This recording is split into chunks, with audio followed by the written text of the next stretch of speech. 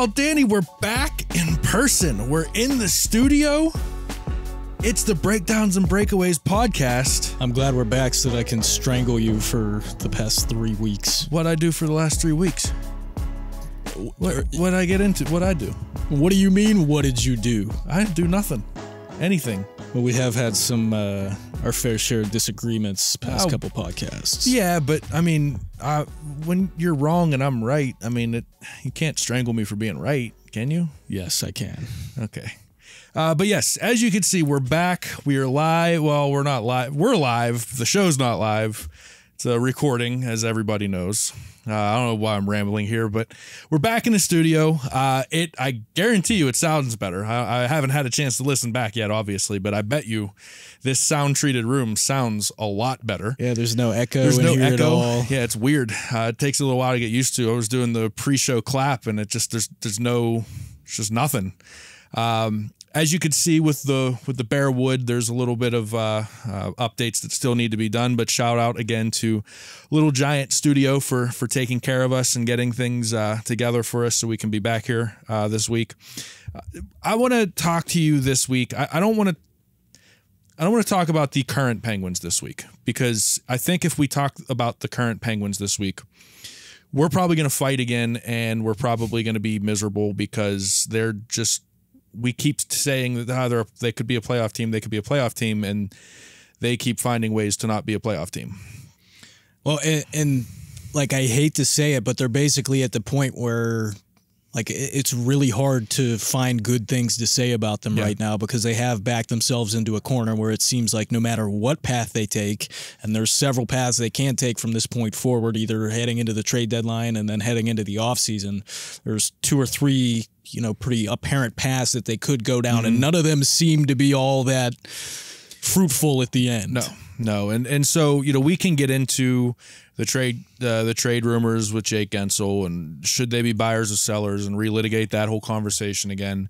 But this weekend is a pretty big weekend for Penguins fans, and that's really what I want to start with. Plus, there's some other stuff going on in the hockey world that I want to talk about. Most notably, the Morgan Rielly suspension. Get your thoughts on that a little later, and that's just that whole situation. But I want to start with Jaromir Jagr. The Penguins are retiring his jersey on Sunday. They pretty much have a whole celebration weekend planned out. There's an event over at the casino, like a fireside chat that'll be happening. I want to get your thoughts, just kind of fly over. I know you're a little on the younger side. We talk about that all the time. But give me your favorite. It doesn't have to be with the Penguins, because I know you probably caught the tail end of his Penguins career. But what is your favorite Jaromir Jagr story? Or I know working with Taylor, she probably had a few, one that you've heard, or your favorite moment from Jagr that you can remember. I'll give you mine after I get yours, but just your favorite, talk a little bit about Jaromir Jagr, his legacy as a Penguin, what your thoughts are. Yeah, well, as far as his legacy is concerned, I think it speaks volumes that even to this day, there's a section of older Penguins fans that would argue that Jagr still holds more importance to the franchise than even Crosby does. Like I had someone in my Twitter mentions this morning that was like, yeah, it's Lemieux and then Jagr, which I disagree with, but I wasn't alive for the early parts of that. I can vaguely understand that. Yeah. But regardless of whether that's right or wrong, the fact that some people at least think that, or that thinks that it could be a possibility, I do think speaks obviously to his greatness. Not that you need me to validate his greatness. Yeah. I mean, the dude's still playing right now, and even when he was in his 40s playing in the NHL, he obviously wasn't lighting the world on fire, but if you looked, he was still positively influencing the game. So I mean, he's just a hockey legend. As far as my favorite moment goes of his, it was actually a goal he scored as a member of the Flyers against the Penguins. I believe it was his first season with the Flyers. It was a game in Pittsburgh. I don't remember the finer details of this game. I remember Tyler Kennedy scored one of his patented goals flying down the right wing with a little slapper that went roof. But Jagr scored in that game, and if I remember correctly, it happened toward the end of the game, and it might have put the Flyers ahead. And he didn't do anything different. He scored a goal, and he went and did his Jagr salute right up against the boards in front of the glass, in front of a bunch of fans. And I just remember thinking to myself, and obviously as a young Penguins fan, like I'm not happy that the Flyers scored, but that the Penguins are also losing. If I'm remembering this game correctly. Yeah. But the fact that, like, that's just some dog shit. Some dog shit doing that, especially after the whole saga of Jagr watch, and everybody thought Jagr might be coming back to the Penguins, and then the fact that he showed up to his old barn and scored a goal and did that and trudged along just like he always does. I don't know, like I feel like sports, and this might tie in a little bit to what we're going to talk about a little bit later with the really Greig, Morgan Rielly stuff. But I feel like sports has lost a little bit of that entertainment value. No, I would agree in the with sense that I don't know. I don't want to sound boomerish when I say this, but I feel like there's a little bit of room for some not niceness, if you will. And I love that kind of stuff, whether it's going on your side or not. Yeah, I have a whole thing about that for later in the show. I'm glad you bring that up, but I agree with that 1,000%. Yeah, for sure. What about you, though? I mean, you grew up watching the guy. Yeah, obviously, this is where you would be able to provide a lot more than I might be able to, because I the 91-92 Cup runs were a little. So I was born in '89, so I obviously don't remember those as they happened. I remember watching Jagr in the mid '90s and late '90s, and just, you get him right after Lemieux. Right after Lemieux's prime. You go right into Jagr's prime, and they even overlapped a little. And so I just took for granted that Penguins players score 120 points, 130 points a season. That's what the Penguins get. And so as I got older, understanding the appreciation for how good he was when he was with the Penguins during those lean years, that's the first thing for me. That's kind of the legacy for me, that just understanding how dominant and how good Jagr was. But for me, the moment that I always remember, and I don't remember this in person because I was too young to, but my parents had a VHS tape called One from the Heart. And it was the story of those the Cup runs, and it was just kind of that whole thing. And there were two parts on that VHS, and there might have been two VHSs, one for each of those, now that I'm thinking about it. But there were two sections of those VHS tapes that I watched to the point where they were worn out, and just like anytime you try to watch that part of the video, they were fuzzy. One, it was the Frankie Pietrangelo save against the Devils. Because I wanted to be a goalie when I was a little kid. I told the story about the goalie gear and everything on Christmas. I wanted desperately to be a goalie, and that was a big part of it, was the Frankie Pietrangelo save. And the second one was the goal that Jagr scored against the Blackhawks.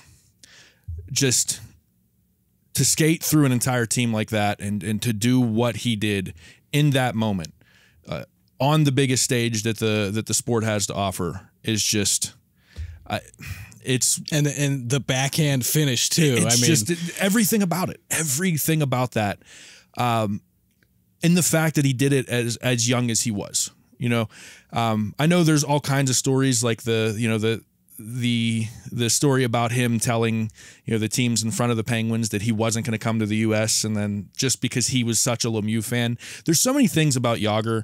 I think that, so we got guys like Crosby and Lemieux who are like that stoic leader, right?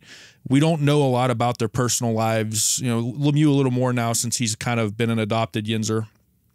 But we don't really, they're not spotlight guys. And then we get guys like, and maybe it's just a culture thing, but we get guys like Jagr and Malkin who are hilarious. They let their personality shine out a little more. They show a little bit more more emotion on the ice.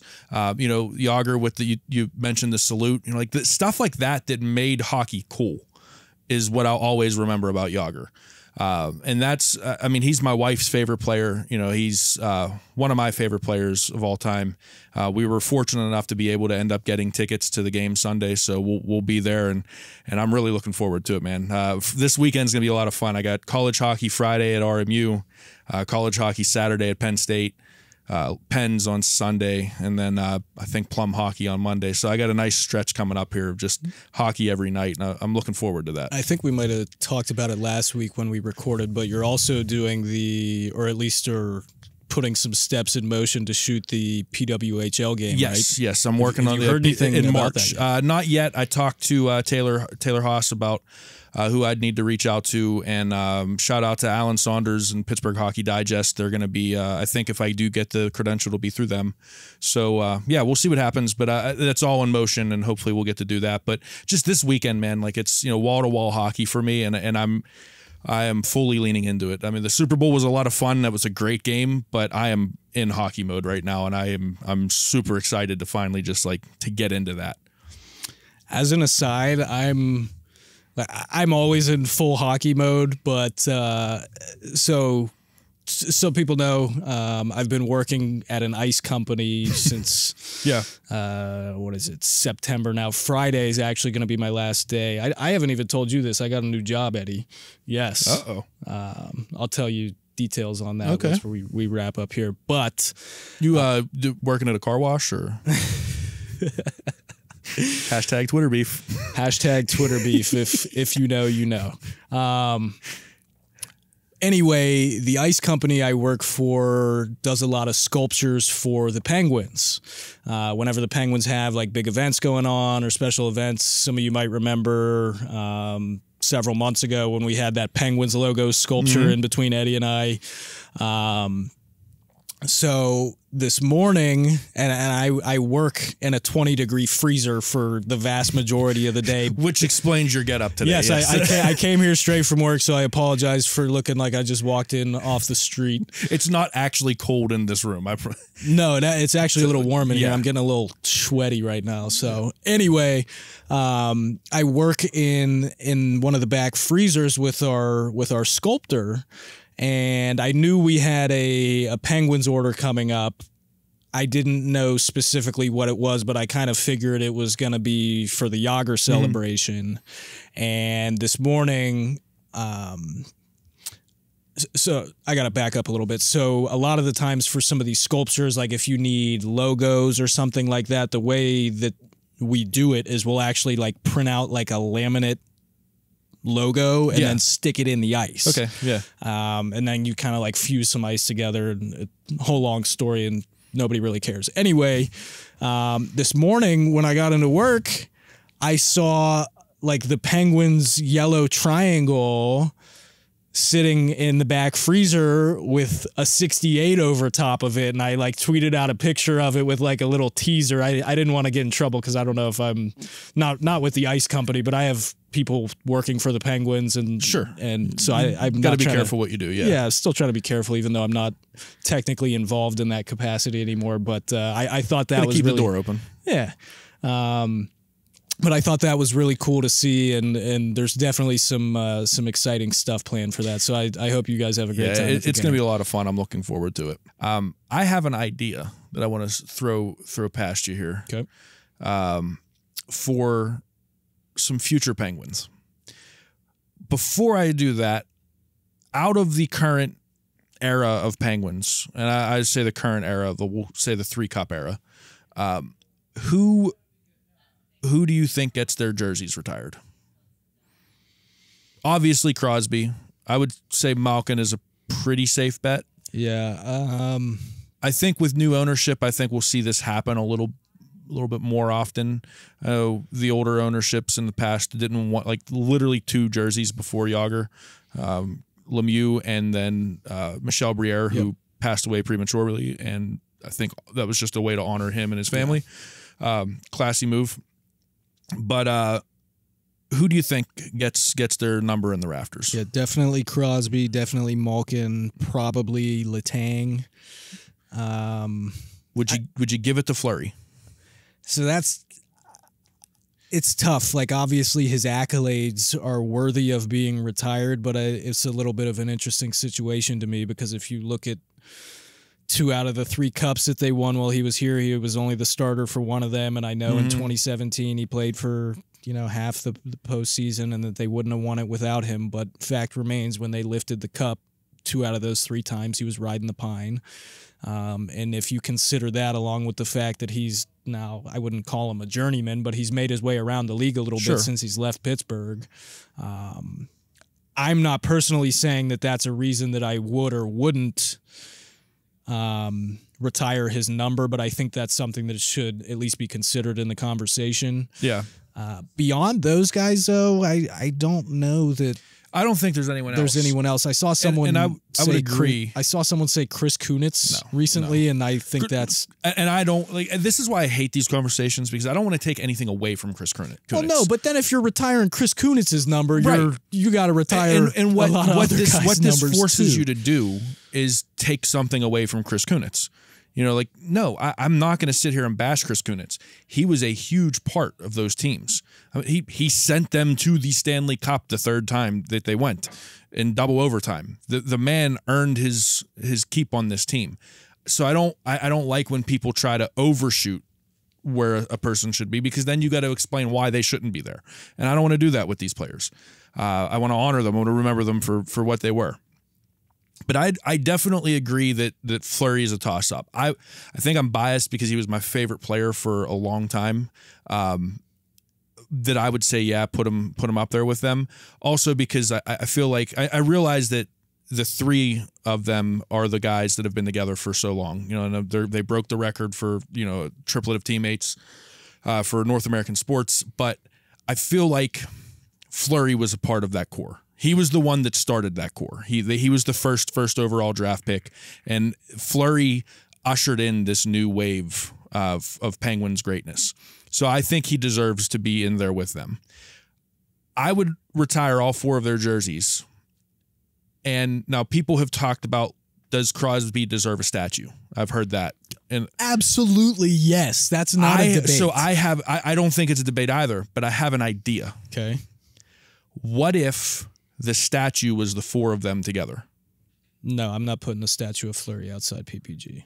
It's not just Fleury; it's the 4 of them. Well, I think it's such a beautiful way to honor this era of hockey, because all 4 of them are close friends too. And I don't think you're going to get an argument out of any of the 4 of them if you were to do something like that. I think the 4 of them with the Stanley Cup would be a great way to. A statue like that outside would be a fantastic way to honor this era of Penguins hockey. I could entertain the idea of retiring Fleury's number. I'm not going to entertain the idea of giving him a statue. Not even if it's associated with the other 3. Not even if it's associated with the others, because here's the thing. Like Crosby 1000% deserves and will have a statue outside of PPG. At the bare minimum, Crosby deserves a statue out there. And then the conversation becomes Malkin probably deserves one as well.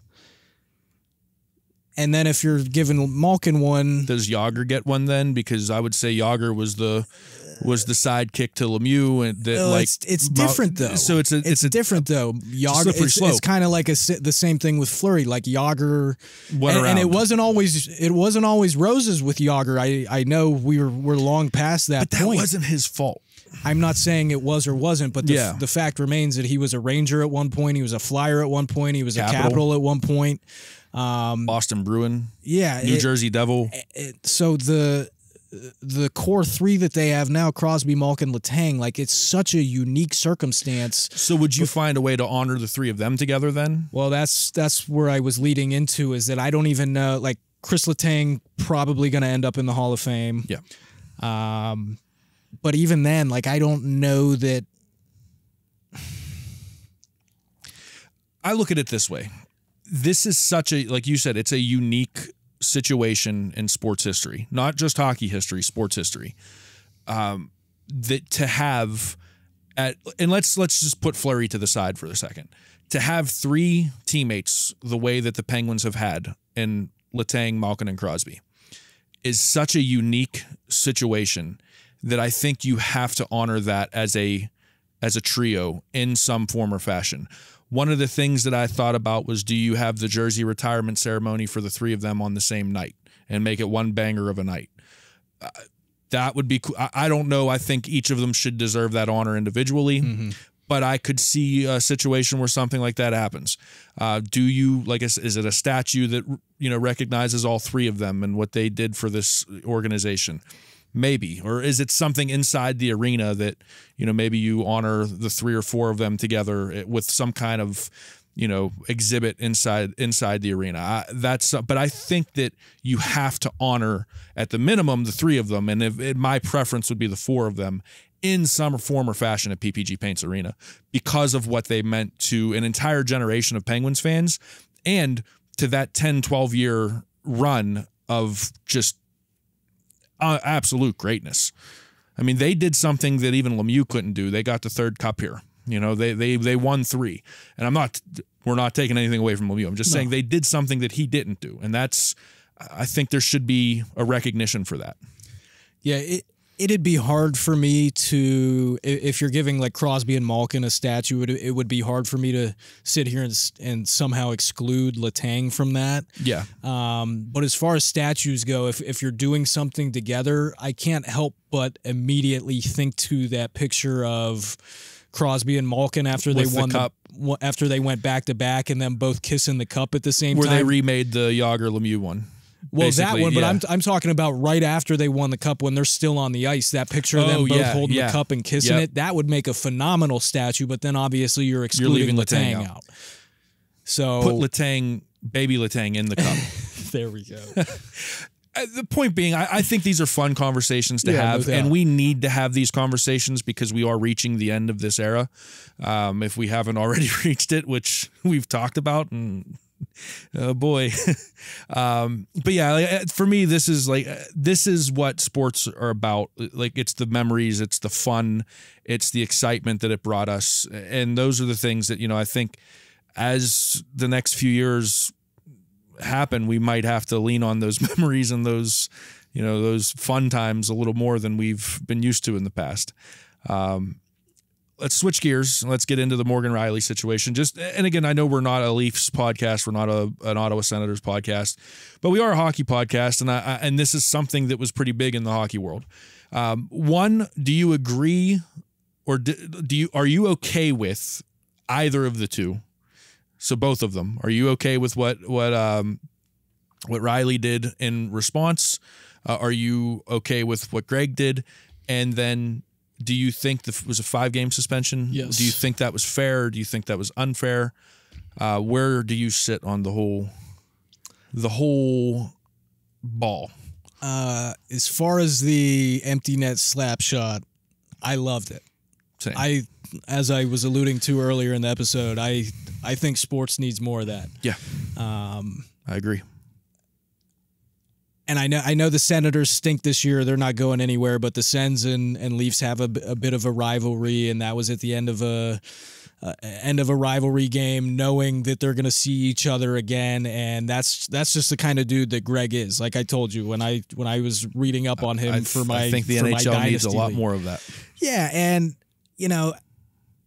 I don't have a problem with him doing it. I loved it, and I also don't have a problem with him having to answer for it and the other team taking exception. Now, that being said, I don't know that warrants you taking a cross-check to the head or neck. Cross-check to the head, and you can say, oh, well, the cross-check rode up the shoulder. Guess what? The onus is still on the dude cross-checking. Yeah, that was a little too far. I agree. As far as the length of the suspension, I know Rielly just appealed that this afternoon, I believe. We're recording. It's not going to get. I don't think it'll get done in time for him to not miss 5 games, though. I think in practice it'll get, I'm actually shocked that I'm 100% in agreement with you. What did you think? I thought you were going to have a problem with Rielly's response. I didn't, No, I mean, I thought you were going to have an issue with Greig, showing up an opponent. I love that kind of stuff. See, it just brings a juice and an energy, and obviously the excitement and attention that it's garnered. I think that's great, and but you do have to answer for it. I just don't necessarily think that answering for it should mean that you have to take a cross check to the side of your head, especially when you're like unsuspecting. I agree with that. So this is coming from an idiot that got a Gordie Howe hat trick in an adult league ice hockey game. So I guess grain of salt here. Barely can skate and still ended up getting thrown out of a game for fighting. I need some live barn footage of this. Oh man.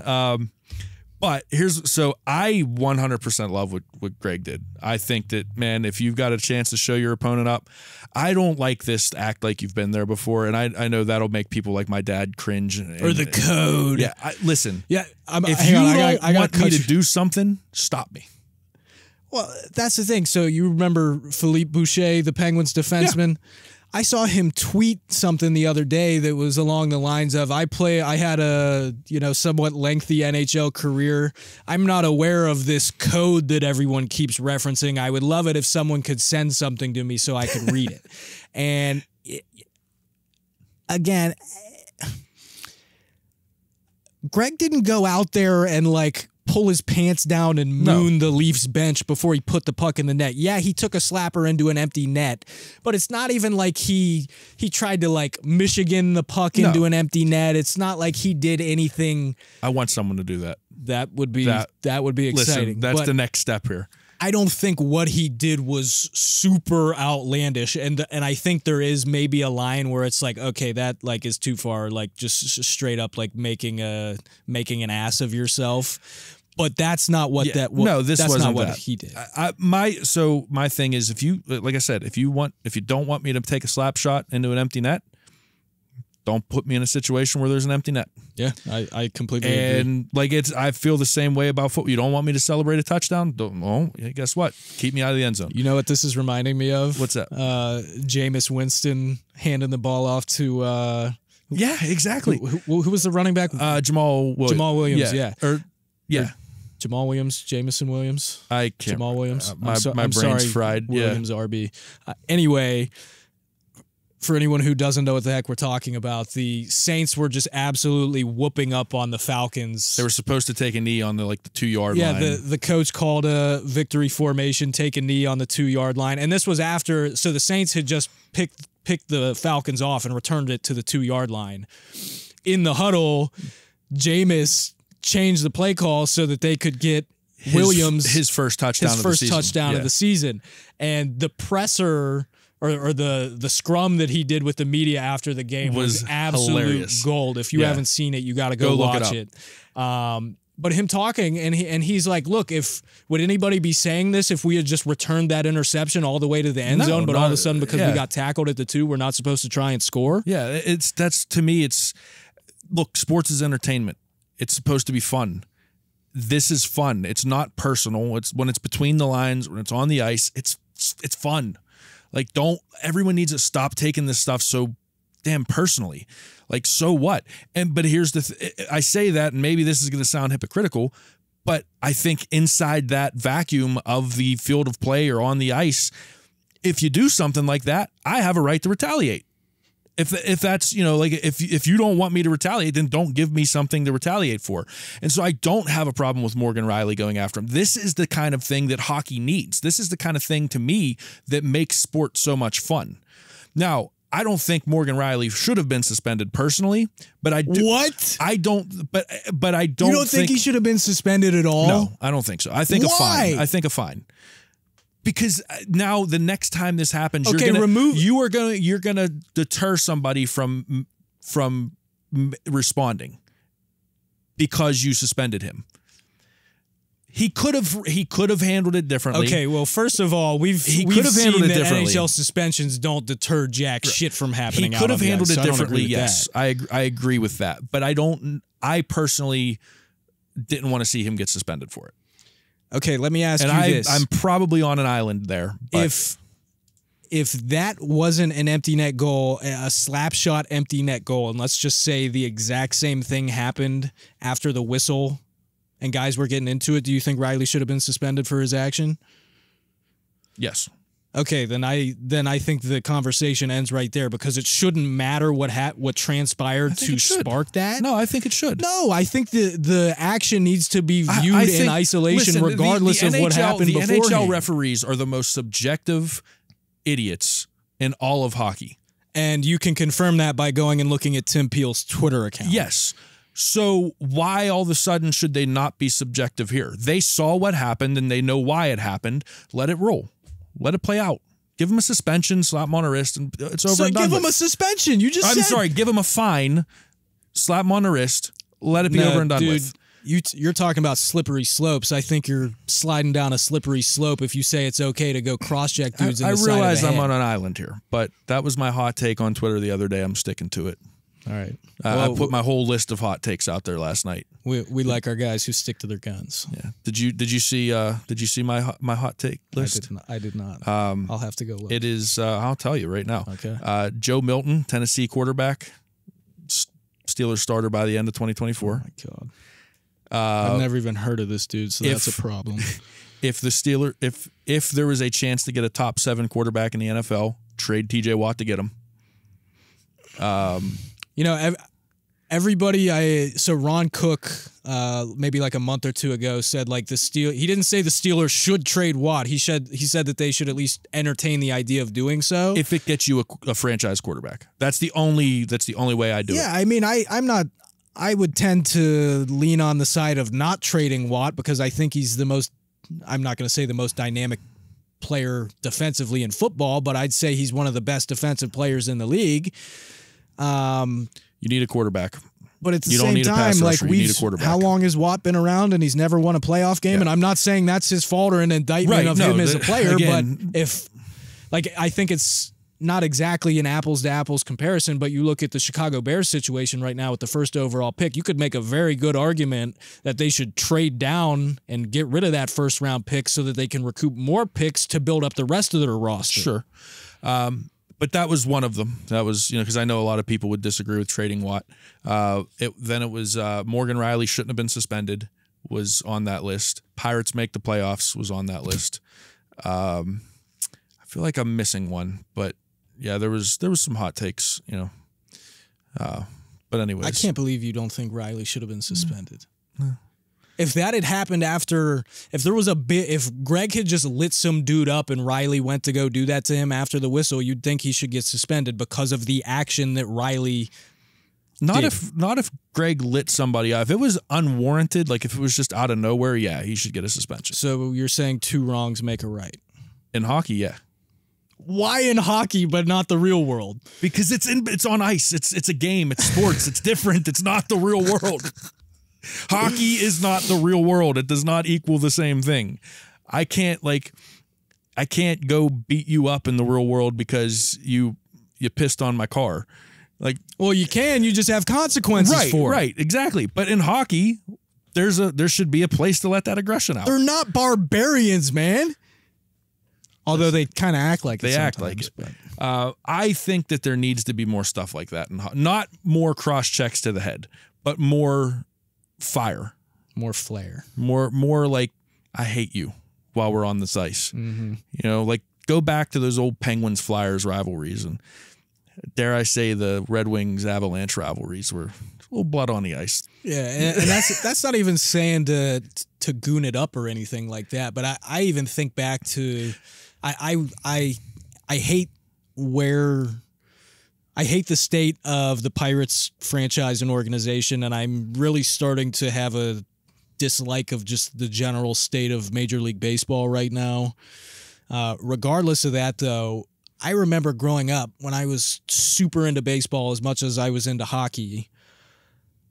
Rivalries meant something. I was a Pirates fan growing up, but I was glued to the couch anytime the Yankees and Red Sox were playing, and those rivalries meant something. Steelers-Ravens. Ravens too, but then you look there, and I don't know if it's just me growing up and getting older, but when I was younger, a dude on the Yankees, for instance, wouldn't in the offseason all of a sudden go and jump to the opposite team, right? Or to your biggest rival. But then so maybe I am talking out of my ass here, because I even think back to Max Talbot's the end of Max Talbot's time with the Penguins. When he left the Penguins, he went straight to the Flyers. And that was a dude who I'm sure hated the Flyers. But at the end of the day, these dudes are going to do what's in their best interest financially and taking care of their families. So I think, at least as far as rivalries are concerned, that's become more of a fan thing. Or maybe it just never was as much of an on the ice or on the field thing as a lot of people made it out to be. But I think some hate and some fire is definitely good for sports in general. I think the NHL needs to lean into more. And again, I don't think it should take the skill out of the game. I think there's a balance here that we acknowledge needs to happen. Because I think guys like Connor McDavid and Nate McKinnon, Cale Makar, they are what make, Jack Hughes, Quinn Hughes, they're what makes this game great. Like that, those are the guys that make hockey great. We don't put Ty Domies in the Hall of Fame. We put Lemieux and Gretzky's in the Hall of Fame. But Ty Domi made hockey a lot of fun. You didn't know what you were going to see when Ty Domi was on the ice and who he was going to fight.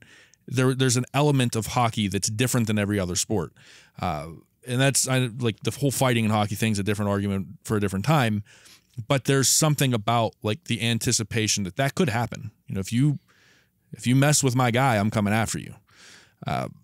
And I love that about hockey. I mean, even like when we played street hockey in Hazelwood, we fought. I mean, we fought all the time because it was Hazelwood. But we had hockey fights like every time we played hockey, and then we went and hung out together and did whatever else. It was something about it. I don't know. It just made it like a little bit more fun. I guess it raised the stakes a little bit, and the physicality of this sport there's a beauty to it, in my opinion, that I think needs to be leaned into a little more, and we shouldn't sacrifice that for the sake of all of the skill. You got to strike that balance between letting the skill rise to the top while still keeping that physicality. Yeah, it's definitely an interesting discussion because I think over time, and we're already starting to see a little bit of it with players like Greig, but over time, I think we'll see more and more of these guys who have that skill that can still wow you and actually impress you with their hockey skill, but then they got a little bit of nastiness to them as well. I'll give you the example. I think the best way I could break it down, and I think we'll probably end on this so we're not going into another 45-minute to an hour-long show. Yeah, right before we... So you do a great job of producing, so you can't tell when we like split when we're actually recording in the middle. But I'm going to let our audience know that when we split for this one, Eddie's like, all right, sweet, we're not doing a half hour today. And I said, yep, we say that every time we're here, and here we are. There are guys like Tom Wilson who I think go overboard and go over the line and hurt other players. And Jacob Trouba. Yeah, Jacob Trouba. Guys who... And I think that there's a part of them that wants to do that. For sure. I think they want to hurt other people. Of course they do. That should not be in the game of hockey. But what should be in the game of hockey are guys like Matthew Tkachuk and his brother Brady Tkachuk who go out there, and there are nights when their whole goal is just to piss off everybody on the other team, get under their skin, take a little liberties, maybe a little extra slash, a little rough stuff at the after the whistle. That should be in hockey. That should be an element of hockey. And there's a balance there. And I think hockey fans, people who pay attention to the game, know the difference. And I think that's one I think is an asset to the team, and the other one is just a liability and is just bad for the game. Does that make sense? There's Reeves. Yeah. Did you see I know we got to wrap this up. The hit that Ryan Reeves took the other day. He's like, and I got to tell you, so I promise this will be it and then we'll wrap up. When the Wild were in town last season playing the Penguins, it was one of the only might have been the only time after the game I went to the visitors' locker room and not the Penguins' locker room because at the time it might have been Fleury's last time at PPG. So my story that night was on Fleury. Obviously the Penguins beat him. But I went to the Wild locker room, and while we were waiting for Fleury, I felt kind of weird just kind of standing in there with like a handful of players like doing media scrum. So I like hopped into like Matt Zuccarello's media scrum. And at the time, Reeves was with the Wild. And he had on both of his knees these massive knee braces. They look like mechanical, like crazy braces. Anyway, I bring that up because this video that I'm referencing, he's like trying to break the puck out of the D zone. He's up against the wall and his like knees are like rocking back and forth. He can't get the puck. And then some little dude comes and lights him up and puts him on his ass. Did you hear what he said? Like, he was asked in the Toronto media about why he hasn't been playing a lot and like what's been going on with like his injury status and his health and everything. And it was this big long explanation he gave, but like the phrase that went viral was that he had loose knees. His knees were so bad and they were, the joints were loose or something like that. Great job on that 3-year contract for living. Some loose knees. So I believe it. Like I was genuinely shocked standing there. I should also just jump back and say I don't believe that Reeves actually had a presser that night that I went into the locker room, but he was still at his stall, I think, when Zuccarello was doing his. And like I was not interested at all in what Zuccarello was saying after like a March loss in Pittsburgh. And I kind of just looked down, like Reeves is standing like 2 feet to my left in his stall, and I remember looking down and I'm like, how the hell do you play hockey with those things on? Especially just being a big dude some offensive lineman That's what he looked like. Yeah. I mean, the dude's a tank. He is, yeah. So anyway, we've rambled long enough. Let's get out of here. Well, hopefully we'll be back on the video train from here on out. Like I said, we're still doing some things with the studio here. Again, shout out to Little Giant and for putting us up here. But we'll be back next week. Same time, same channel, all that fun stuff. Hit the subscribe button on Breakdowns and Breakaways on the YouTube, on the podcast, whatever audio platform you listen to. Danny Substack, make sure you follow that. Still got to talk about maybe some new things coming on that side of things. But thanks for listening. Make sure you hit the like button, subscribe, all that stuff. And we will see you next week on the Breakdowns and Breakaways podcast.